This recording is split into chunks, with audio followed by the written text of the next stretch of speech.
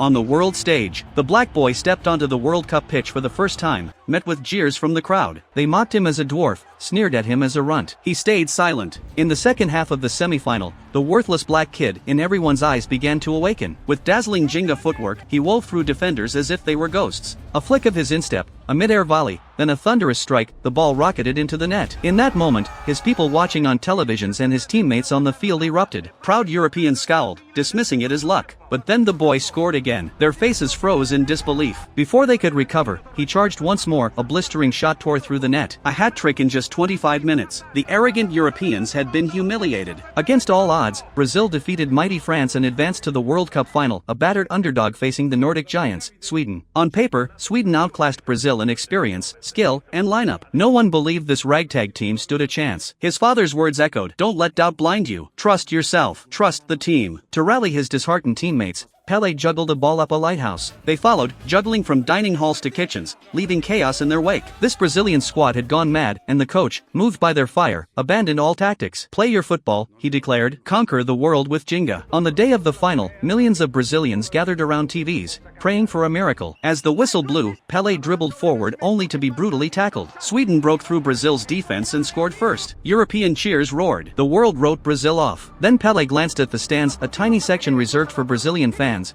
barely a few dozen souls. In that heartbeat, his defiance ignited. "If no one believes in us, we'll make them see." Alone, he dribbled past defenders, his Jenga mesmerizing the stadium. A feint left the goalkeeper sprawling. A teammate slotted the ball into an empty net. The Nordic giants stared in shock. Brazil erupted. Pele's fire spread. A second goal. A third. A fourth. A fifth. Tears streamed down every Brazilian face, not just theirs. Even the arrogant Europeans bowed in awe. Brazil triumphed 5-2 over the Nordic Titans. A miracle. One boy's rise had ignited the hope of billions. At 17, this black boy, with skills that defied the heavens, ushered in the era of Pele, the king of football. He proved that mortals could touch divinity, that the nameless could stun the world.